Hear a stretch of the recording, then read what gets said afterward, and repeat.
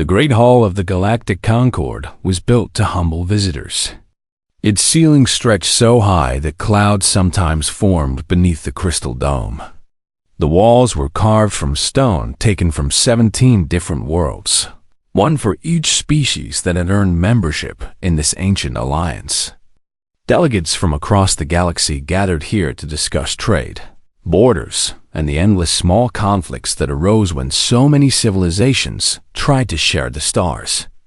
Ambassador Yellen Vasquez walked through these halls and felt exactly what the builders had intended. She felt small. She felt young. She felt like humanity was a child sitting at a table with giants. Humanity had joined the Concord just 40 years ago. In galactic terms, this was nothing. The Githrani had been members for 6,000 years. The Vorix claimed their seat before humans had discovered fire.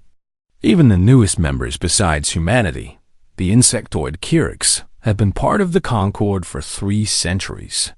40 years. A single human lifetime. That was all the time humanity had been given to prove itself worthy of standing among the stars. They had not done well. Vasquez knew what the other species thought of humans. She heard it in their polite words and saw it in their patient smiles. Humanity was weak. Humanity was primitive. Humanity controlled only its home system and had no colonies beyond the cold outer planets of Sol. The human fleet consisted of perhaps 200 ships, most of them outdated patrol vessels, barely capable of interstellar travel. The other species tolerated humanity the way adults tolerate a child who has wandered into an important meeting. They smiled and nodded and waited for the humans to grow up or die out. Vasquez entered the main chamber and took her seat at the human delegation's modest table. The room was already filling with representatives from a dozen worlds. She recognized the Githrani ambassador, a tall being with silver skin and eyes that held the wisdom of millennia. The Vorix delegate shifted his massive bulk into a specially reinforced chair. The Kyrix representative clicked her mandibles in what might have been a greeting. And at the far end of the room, dominating the space with their presence, sat the delegation from the Threekener Dominion. The Threekener were not members of the Concord. They were observers, guests, representatives of an empire that existed outside the Concord's borders and had no interest in joining. The Threekener were reptilian beings, scaled and powerful, with a warrior culture that valued conquest above all else. They had carved out a significant territory through war and intimidation. The Concord maintained uneasy peace with them through careful diplomacy and understanding that conflict would be costly for both sides. But the Threekener had not come today for diplomacy. Supreme Commander Drexel, leader of the Threekener delegation, rose to speak. He was enormous, even by his species standards, his green scales marked with the ritual scars of countless victories. When he spoke, his voice carried the absolute confidence of someone who had never known defeat. The Threekener Dominion makes a formal claim to the system's designated human border sectors 7, 8, and 9, Drexel announced. These systems lie within territory that was ours before humans crawled from their oceans. We have waited patiently for the Concord to correct this historical error. Our patience has ended. The chamber fell silent. Vasquez felt her heart beating faster. Those 3 sectors contain mining operations, research stations, and nearly 50,000 human civilians. The Githrani ambassador spoke first, his voice smooth and diplomatic. The Concord recognizes the complexity of territorial claims in this region. Perhaps a committee could be formed to study the historical boundaries and reach a fair compromise.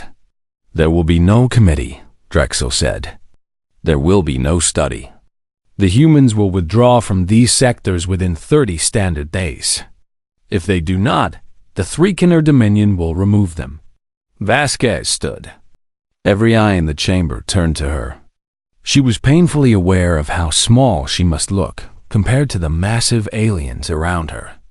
But she kept her voice steady. The human delegation rejects this demand, she said. Those sectors are legally recognized human territory under Concord Charter. We will not abandon our people. Drexel's lips pulled back from his teeth in what might have been a smile. And what will you do, little human? Your fleet is barely capable of defending your home world. You have no allies willing to fight for you. The Concord will offer sympathy and nothing more. Vasquez looked around the chamber. The other delegates avoided her eyes. Drexel was right. The Concord was an alliance of convenience, not sacrifice. No species would risk war with the Threekener to protect humanity's border systems. We would prefer peace, Vasquez said simply. Peace? Drexel laughed, and his delegation laughed with him. Peace is for the strong. You are not strong. Your ships are toys. Your weapons are primitive. Your species has existed among the stars for less than a century, and you think you can stand against a Dominion? He leaned forward, his yellow eyes fixed on Vasquez. I have heard the rumors, human. The stories your people spread about a secret weapon. A great warship hidden somewhere in your system, waiting to defend you. The Prometheus. He said the name with contempt. Our intelligence services have searched for decades. They have found nothing. Because there is nothing. Your species survives on bluffs and fairy tales. Vasquez said nothing. Her face remained calm. 30 days, Drexel repeated. Then my Armada will come for what is ours.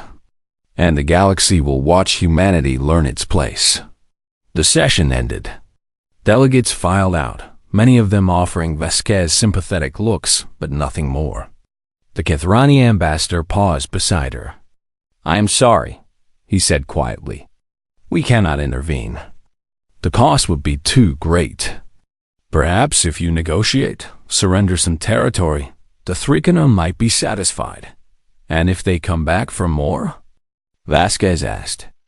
The Kethrani hesitated. Then you negotiate again.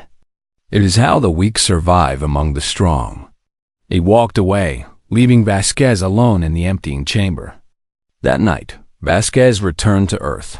She took a shuttle down to Geneva, to the underground complex that housed humanity's strategic command.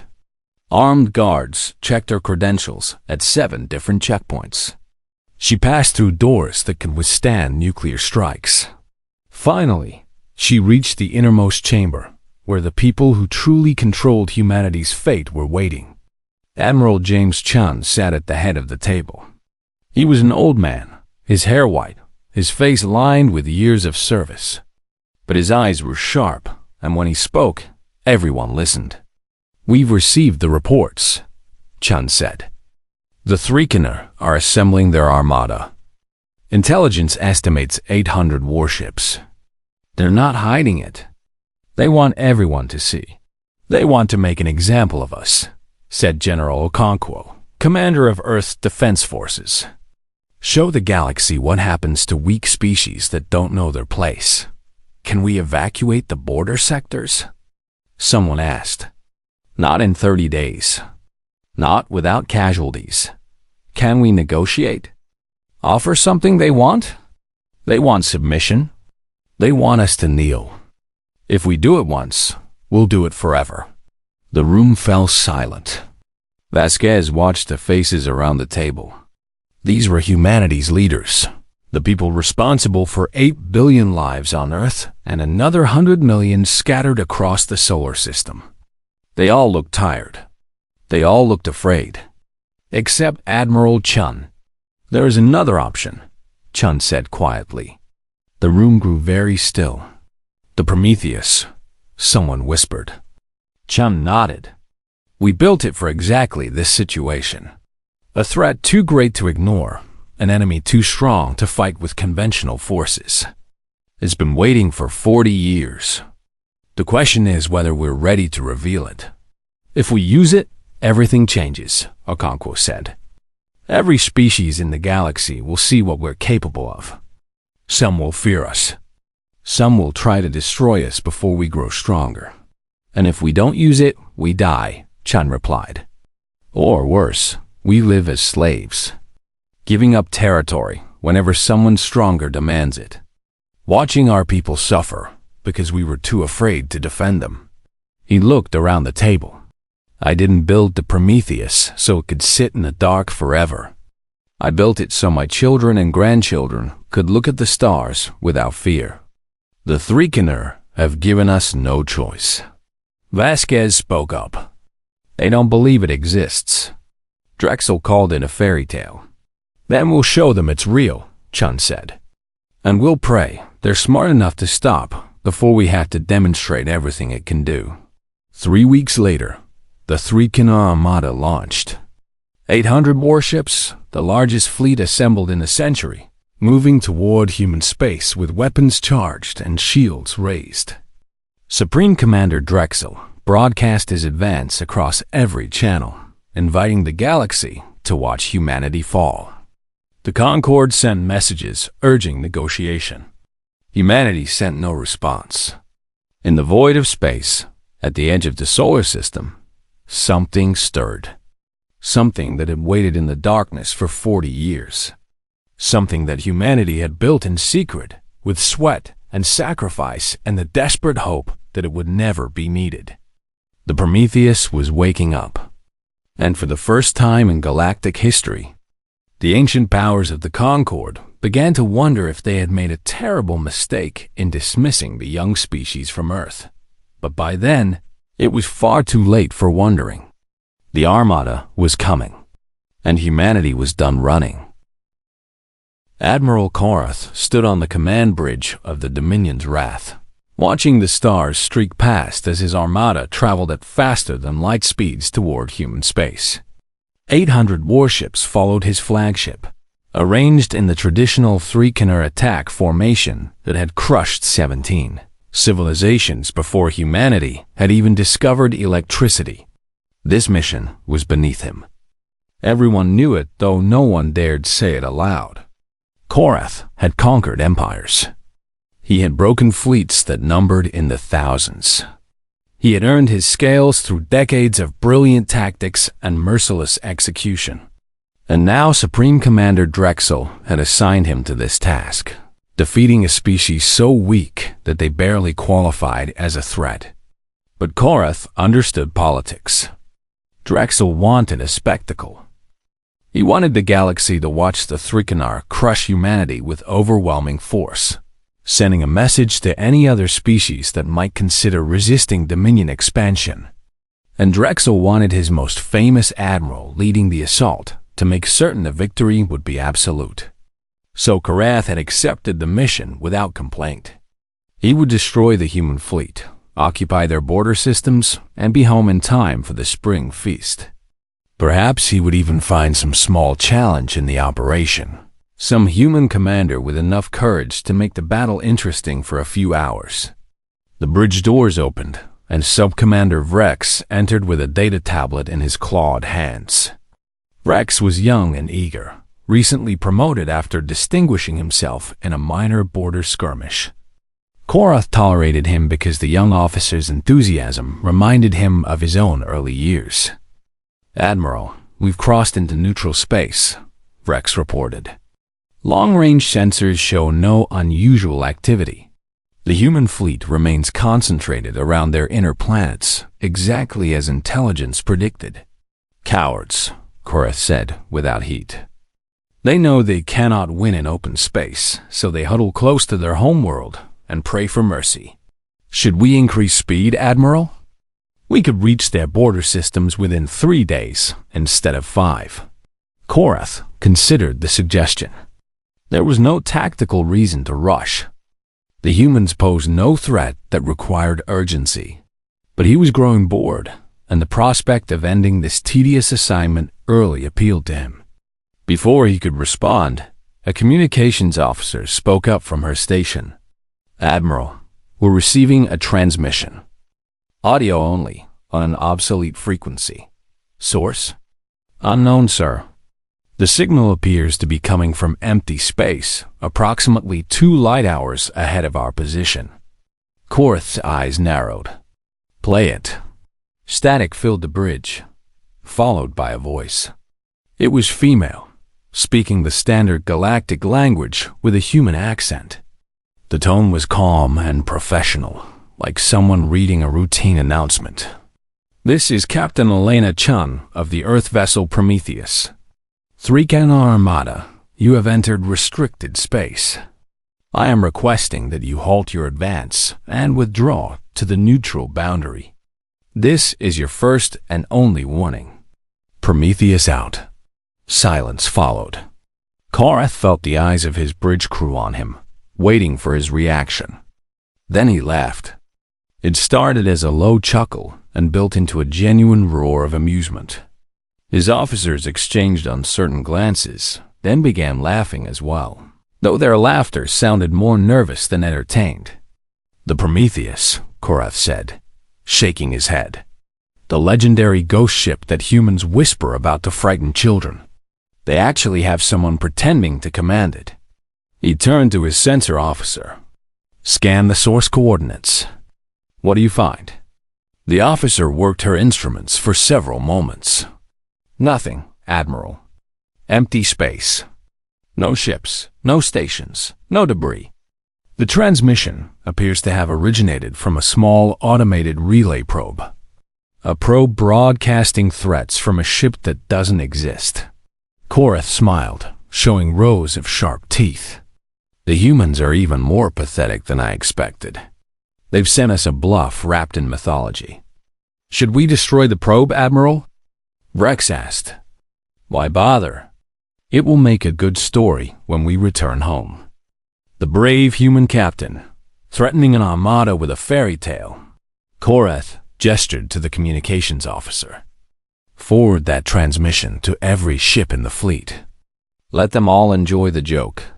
Minutes later, reports began arriving from other vessels. The crews were indeed laughing. Several captains sent mocking responses addressed to the fictional Prometheus. The mood of the Armada shifted from professional focus to amused contempt. These humans were not even worthy opponents. They were entertainment.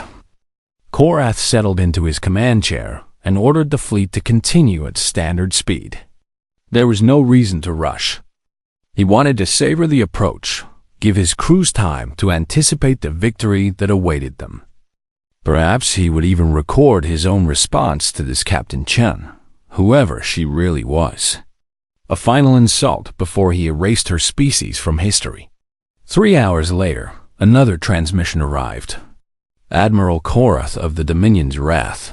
The same calm voice said, "Your armada is currently traveling in modified wedge formation at 843 vessels strong.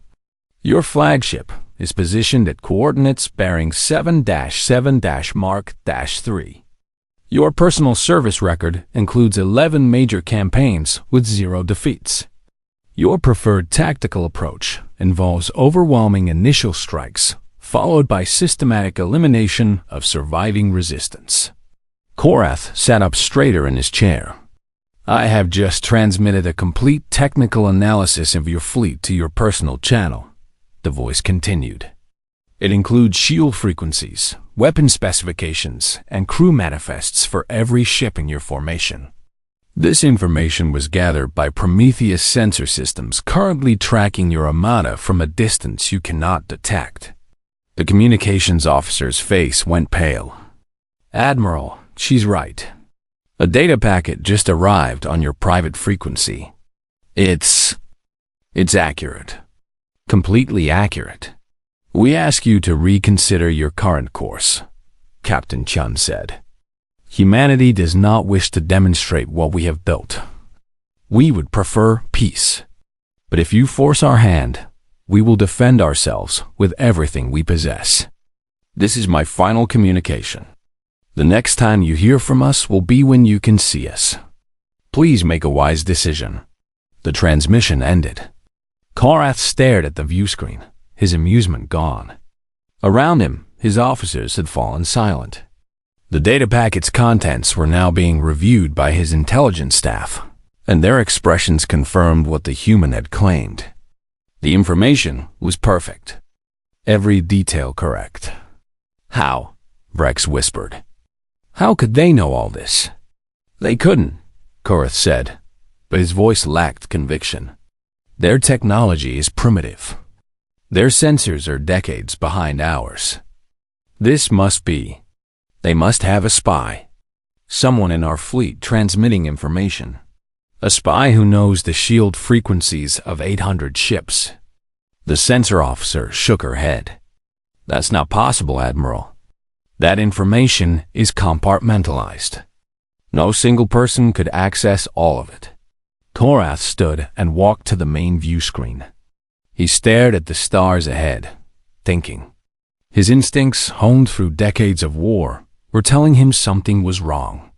The humans were not supposed to have this capability. Nothing in their technology base could explain how they had gathered such precise intelligence. But if he turned back now, based on a transmission and a data packet, his career would be over.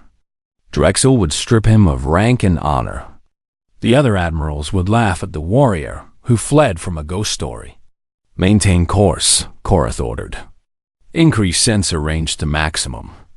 I want to know if anything larger than a shuttle comes within 10 light minutes of this fleet. And the transmission, Admiral? Korath's jaw tightened. The humans are clever. I'll grant them that.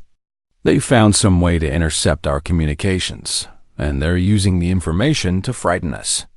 But tricks and data packets don't win wars. Ships win wars. Weapons win wars. And they have neither. He turned to face his crew.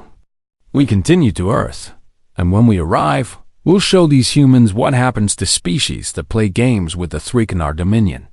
The officers returned to their duties.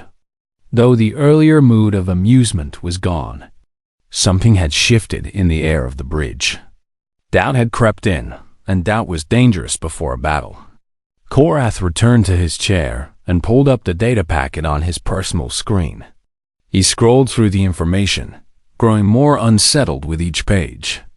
The humans knew the name of his second youngest offspring. They knew about the injury he had suffered in his fourth campaign, the one that still ached when the artificial gravity fluctuated. They knew things that were not in any official record. How? How was this possible?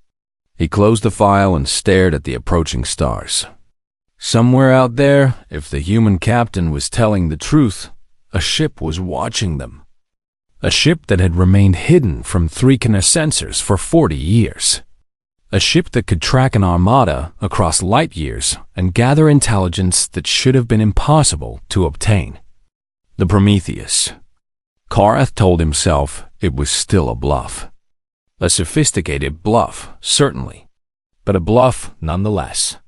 The humans were masters of deception, perhaps their only strength in a galaxy full of predators.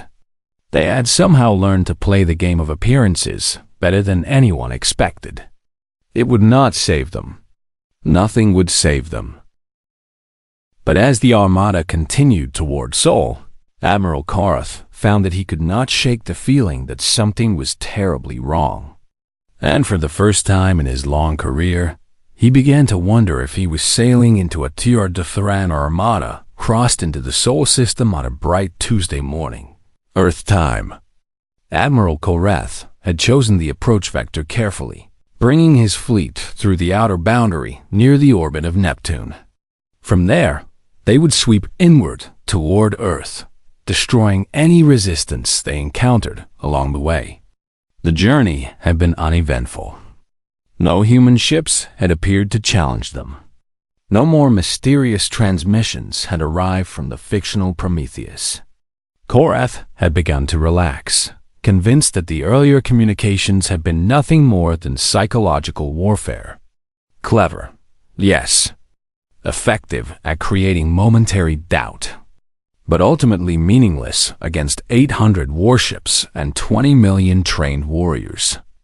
Entering Sol System boundary now, the navigation officer announced. Human defensive positions detected around the fourth planet. Approximately 150 vessels, mostly patrol class.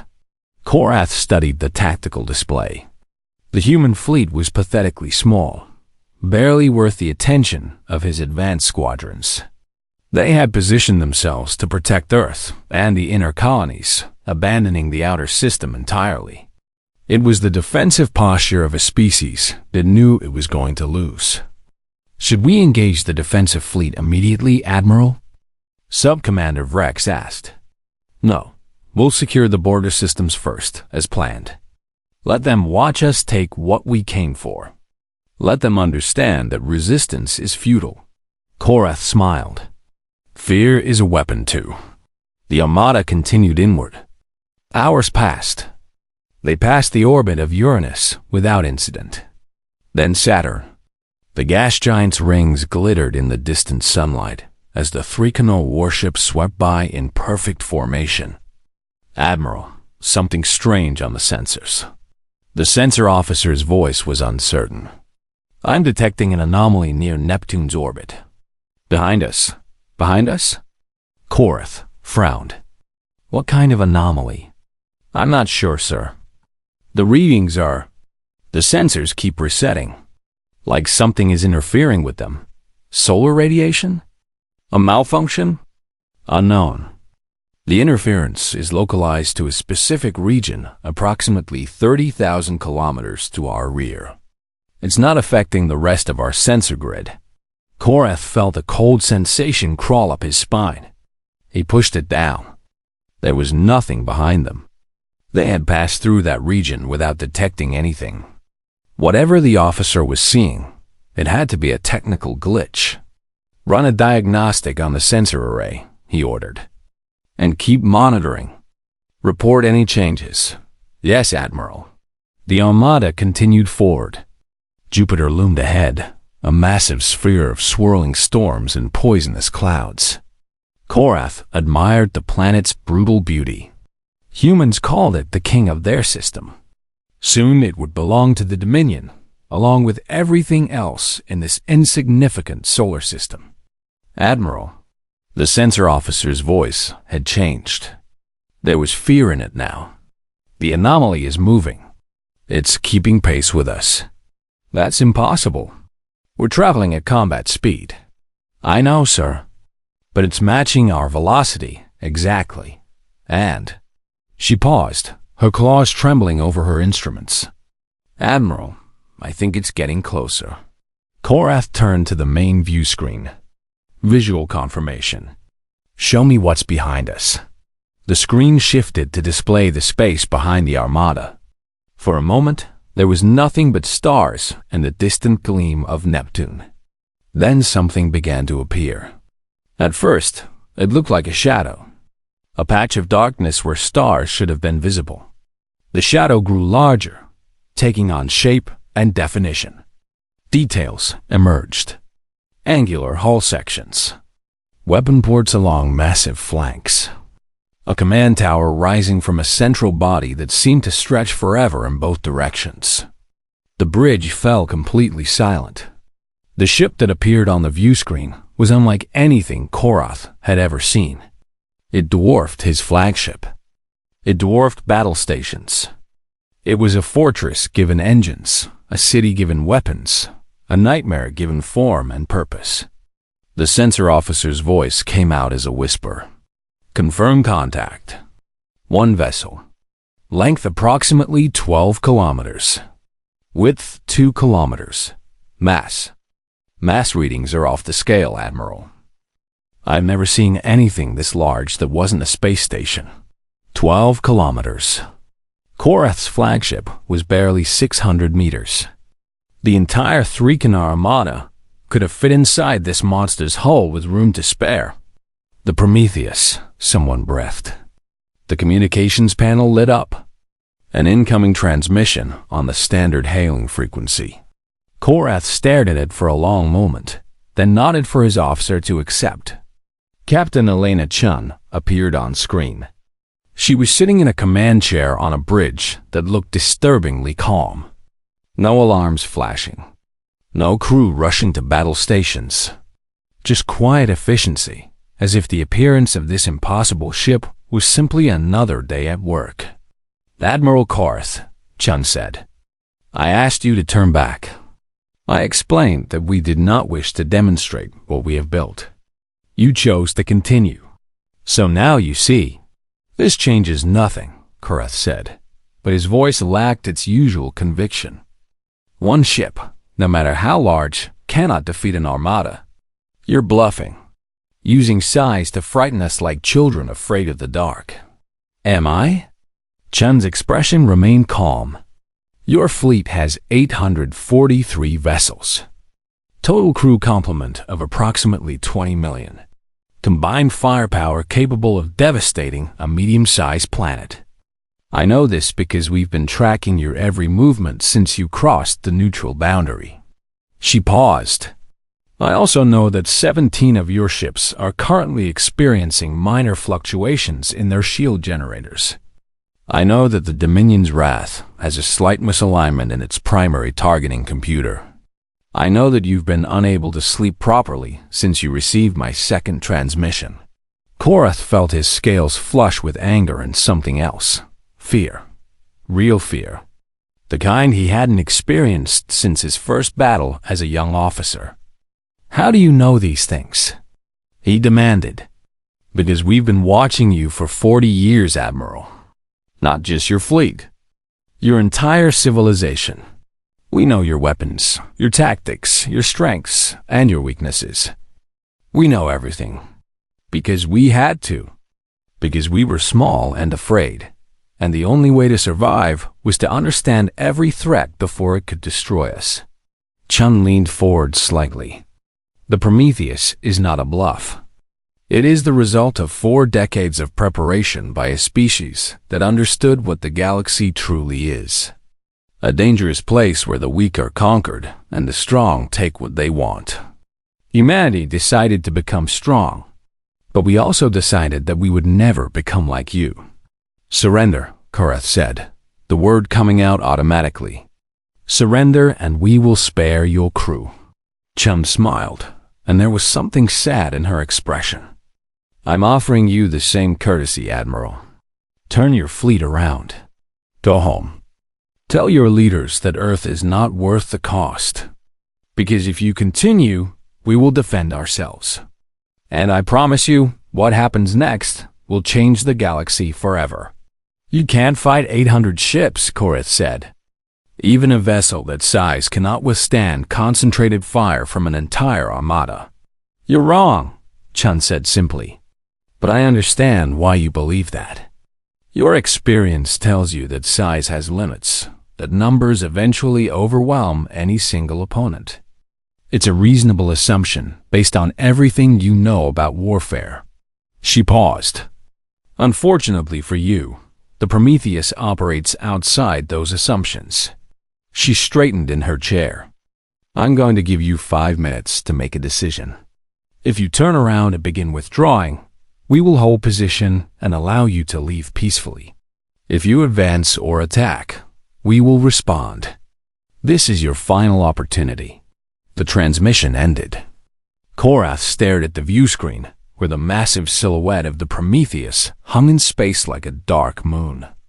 His officers were watching him, waiting for orders. The fate of the Armada rested on his decision. Turn back, and his career was over. His honor would be stripped away. He would be remembered as the admiral who fled from a single human ship. Continue forward, and... What? He didn't know. He couldn't predict what that monster vessel could do, because nothing in his experience provided any reference. But he was Threekener. He had never retreated from any enemy. He had never shown fear to any opponent. His entire life had been built on the certainty that strength and courage would always prevail. All ships, Korath said, his voice steady despite the fear churning in his gut. Advance to attack position. Target that vessel. Show these humans what happens when they challenge the Dominion. 800 warships move forward, weapons charging, shields at full power. On the bridge of the Prometheus, Captain Chun watched them come. She had hoped, even knowing it was futile. She had prayed that somehow Korath would make a different choice. But she had known the truth from the beginning. The Threekener would not turn back. Their pride would not allow it. And so humanity would have to do what it had spent 40 years preparing to do. All stations, Chun said quietly. Battle configuration. Engage defensive protocols. The lights on the bridge shifted to combat red. Throughout the 12-kilometer vessel, 3,000 crew members prepared for the first real combat test of the most powerful warship ever built. Chun touched the console beside her, activating the ship's primary systems. "I'm sorry," she whispered though. The first barrage hit the Prometheus like a storm striking a mountain. 800 Threekener warships fired simultaneously, unleashing enough firepower to crack a continent. Plasma beams, nuclear missiles, kinetic projectiles, and exotic energy weapons crossed the void in a blinding wave of destruction. The space between the Armada and the human vessel filled with so much destructive energy that sensors temporarily blanked out from the overload. Admiral Korath watched the assault with grim satisfaction. No ship, regardless of size, could withstand that kind of concentrated fire. The humans had built something impressive, he admitted. Something terrifying in its scale. But they had made the mistake all young species made. They had believed that bigger meant better, that size alone could overcome the combined might of an experienced military force. The weapon's fire struck the Prometheus, and nothing happened. "Report," Korath said, his voice carefully controlled. "What's the damage?" The sensor officer's claws trembled as she worked her instruments. "No damage detected, Admiral. Their shields absorbed everything. All of it. I'm not reading any fluctuation in their defensive barrier. That's impossible. Fire again?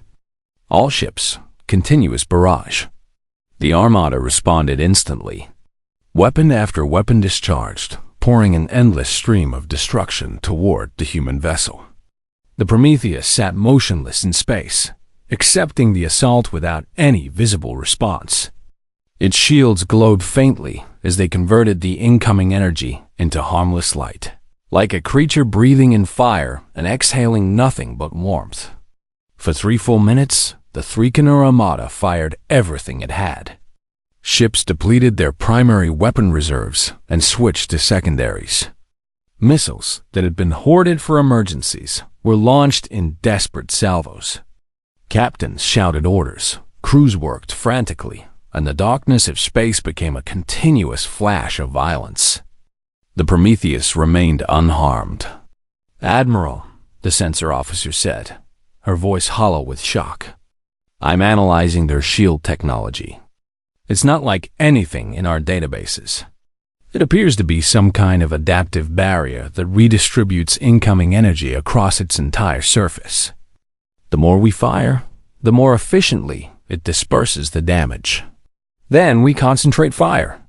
Every ship, target their command section. Overwhelm one point of their defenses."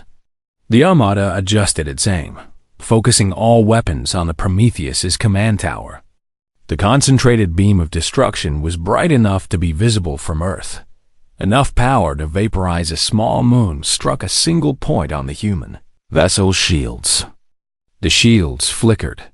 For one moment, Korath felt hope surge through his chest. They had found a weakness. They could break through. Then the Prometheus moved.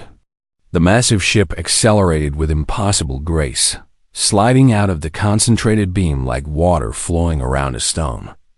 It covered 10,000 kilometers in seconds, repositioning itself at the flank of the Armada before the Threekener gunners could adjust their aim. "How?" Rex whispered. "A ship that size shouldn't be able to maneuver like that. The inertia alone should." His words were cut off by a new alarm. Proximity alert. Something was happening. On the view screen, the Prometheus had begun to respond. The first weapon was gravity.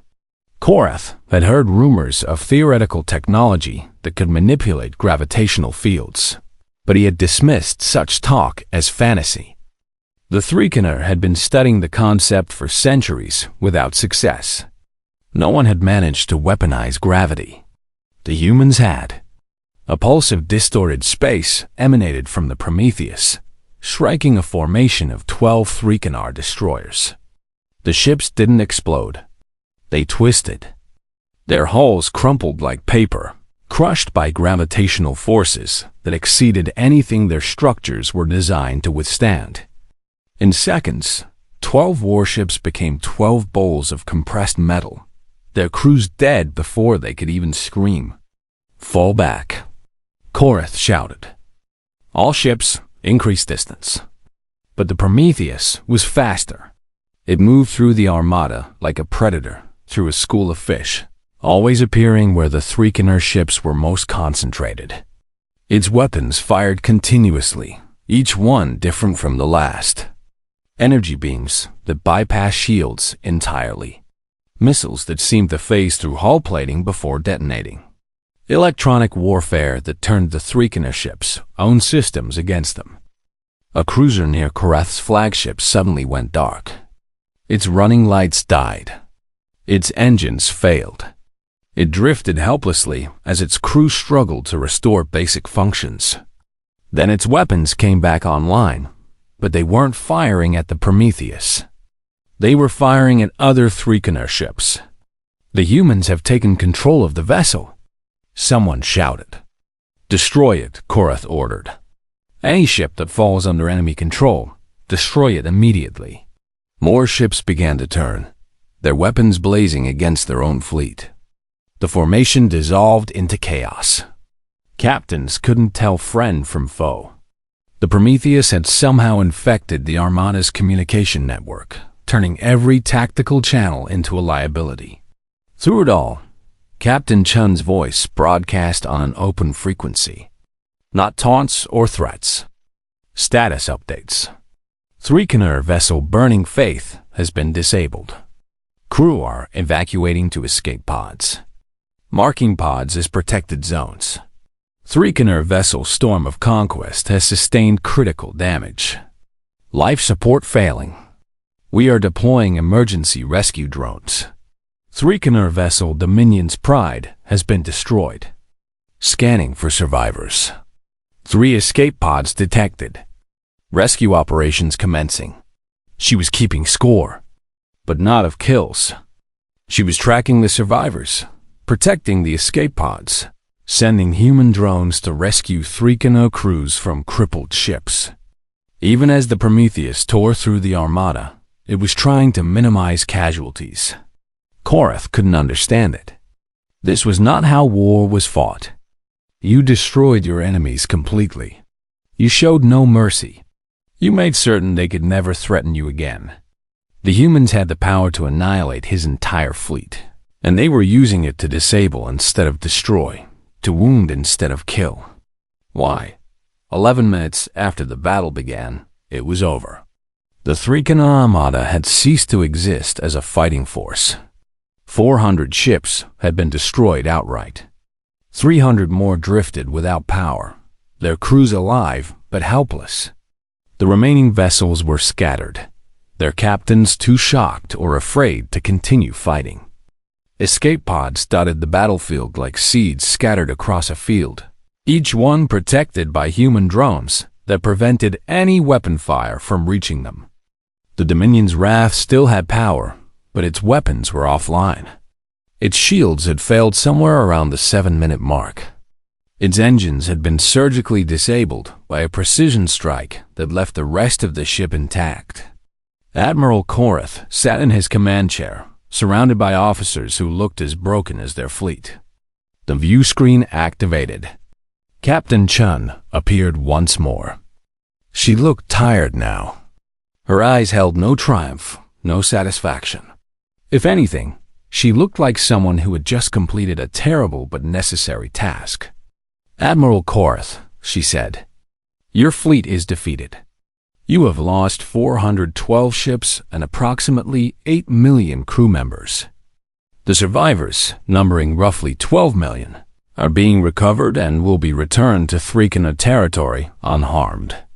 Korath stared at her. His mind struggled to process the numbers. 8 million dead in 11 minutes. The greatest military disaster in Threekoner history. Why? He managed to ask. Why did you spare the rest? You could have destroyed us all. Every ship. Every warrior. Why hold back? Chen was quiet for a moment. When she spoke, her voice was soft. Because we are not you, Admiral. We didn't build the Prometheus to conquer. We built it to survive. We built it so that one day, when someone like you came to take everything from us, we could say no. But we never wanted to become monsters in the process. She paused. I know you don't understand. Your culture teaches that mercy is weakness, that enemies must be crushed completely. But my people have a different belief. We think that how you win matters as much as whether you win. We could have killed everyone in your fleet today. We chose not to, because even though you came here to enslave us, we still see you as people, not enemies to be exterminated. People who made a terrible mistake. Your people will see this as weakness, Cora said. They will say you should have finished us. Some will, Chun agreed. And they might be right. Maybe sparing you will come back to haunt us someday. But I'd rather live with that uncertainty than with the knowledge that I killed 12 million people when I didn't have to. She leaned forward. Go home, Admiral. Tell your leaders what happened here. Tell them that Earth is not worth the cost. Tell them that humanity wants peace, but we will never accept submission. And tell them that if anyone else comes for us, the Prometheus will be waiting. The transmission ended. Korath sat in the darkness of his crippled bridge, surrounded by the wreckage of everything he had believed. His fleet was destroyed. His reputation was ruined. His entire understanding of warfare had been shattered by a ship that shouldn't exist and a captain who showed mercy when she had every right to show none. He didn't understand the humans. He wasn't sure he ever would. But for the first time in his life, Admiral Korath felt something he had never expected to feel toward an enemy. Not fear, not hatred, respect. The news spread across the galaxy like fire through dry grass. Within hours of the battle, recordings began to appear on every information network in known space. Someone had captured the entire engagement from a distance, and the footage was impossible to deny. 800 Threekoner warships, the most powerful armada assembled in a century, reduced to scattered wreckage in 11 minutes by a single human vessel. The recordings showed everything. The Prometheus emerging from nowhere, vast and dark against the stars. The futile Threekoner assault that should have destroyed any ship ever built. The impossible technology that twisted gravity and bypassed shields and turned enemy vessels against each other. And through it all, the calm voice of Captain Chun, announcing casualties and protecting escape pods and offering mercy to an enemy that had come to enslave her people. The Galactic Concord called an emergency session. Every member species sent representatives. The chamber that had once seen humanity dismissed as irrelevant now buzzed with fear, confusion, and desperate recalculation. Ambassador Yellen Vasquez walked to the podium with the same calm dignity she had shown when Drexel mocked her species. But this time, no one was laughing. Every delegate watched her with new eyes, seeing not a representative of a weak young species, but the voice of a civilization that had hidden terrifying power behind a mask of harmlessness. Honored delegates, Vasquez began. I am here to answer the questions I know you are asking. Yes, the Prometheus is real. Yes, humanity has other vessels of similar capability. No. We did not reveal this capability before because we had seen what happened to young species that displayed strength too early. They are absorbed, exploited, or destroyed. Humanity chose a different path. She paused, letting her words settle over the silent chamber. For 40 years, we watched and learned. We studied every species in the Concord. We analyzed every threat. We built in secret, not because we wanted war, but because we understood that peace without the ability to defend it is just slavery waiting to happen. The Threekener taught us that lesson before we ever left our home world. We simply took it seriously. The Kethrani ambassador spoke, his ancient voice carrying through the chamber. You deceived us. You deceived everyone. How can we trust a species that hides such power? How can you trust a species that reveals such power? Vasquez responded. If we had announced the Prometheus when we joined the Concord, what would have happened? Would you have welcomed us as equals? Or would you have seen us as a threat to be neutralized before we grew stronger? The Kethrani had no answer. Humanity wants peace, Vasquez continued. That has always been true. But we learned, watching the galaxy for centuries before we achieved spaceflight, that wanting peace means nothing if you cannot defend it. So we prepared. We built. We waited. And we hoped we would never have to use what we created. She looked around the chamber, meeting the eyes of delegates who had ignored or dismissed her for years. The Threekener forced our hand. They came to conquer us, to take our worlds and enslave our people. We stopped them. We could have destroyed their entire fleet, killed every warrior they sent against us. Instead, we chose to show mercy. We returned their survivors. We spared those who surrendered. Some of you will see this as weakness. You'll think we should have finished what we started, eliminated the Threekener as a threat forever. Perhaps you're right. Perhaps our mercy will cost us someday. She paused. But I would rather explain to future generations why we chose compassion than explain why we committed genocide when we didn't have to. The chamber remained silent. Let me be clear about what humanity wants, Vasquez said. We want to live in peace. We want to trade, explore, and grow alongside the other species of this galaxy. We want to contribute to the Concord, not dominate it. The Prometheus and its sister ships will never be used for conquest or expansion. They exist solely to ensure that no one can take from us what we have built.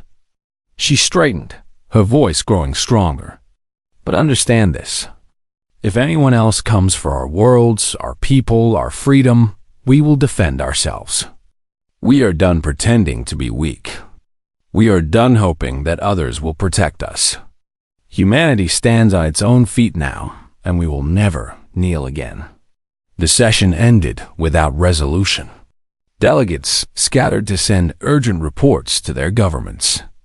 Within days, the galaxy had divided into factions. Some species called for immediate action against humanity, demanding that this hidden threat be neutralized before it grew stronger. Others argued for alliance, recognizing that having humanity as a friend was far better than having them as an enemy. A few simply withdrew, wanting no part of whatever came next. The Threekener Dominion collapsed into civil war. Supreme Commander Drexel was overthrown by rivals who blamed him for the disaster.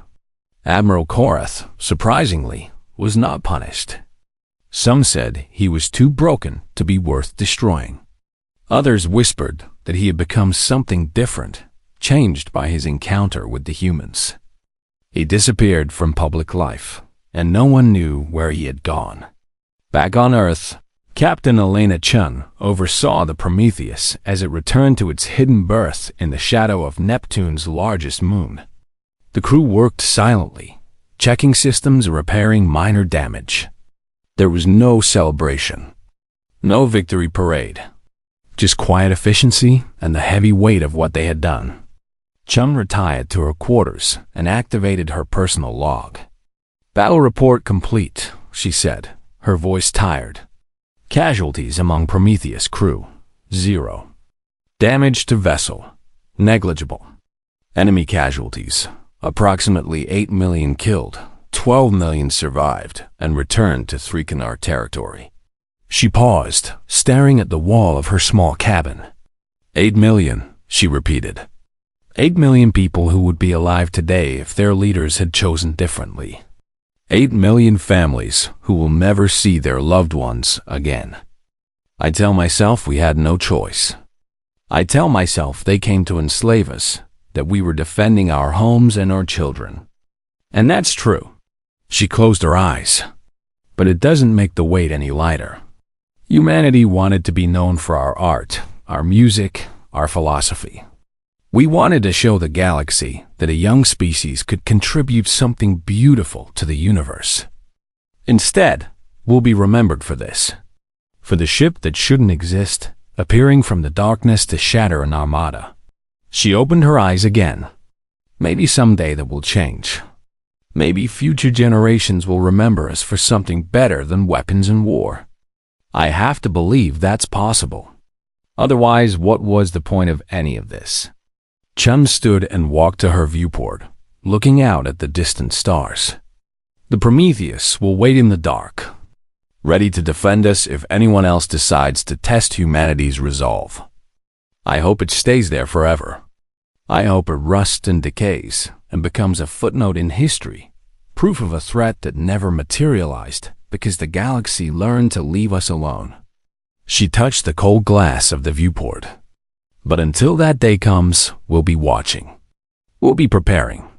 And we'll be praying that no one is foolish enough to make us prove what we already showed to Thrikanor. She turned away from the stars. Humanity asks only for peace. But we have learned that peace sometimes requires teeth. And now the galaxy knows just how sharp our teeth can be. She deactivated the log and sat in the darkness of her cabin, alone with her thoughts and the distant hum of the most powerful warship ever created. Somewhere out in the void, the wreckage of the Thrikanor Armada was still drifting. A memorial to arrogance and a warning to anyone who might follow. The galaxy had changed forever in 11 minutes. The question now was what that change would become. War or peace. Fear or respect. Isolation or integration. Humanity had proven what it could do. The future would prove what it would choose. And in the shadows of the outer system, the Prometheus waited, ready for whatever came next.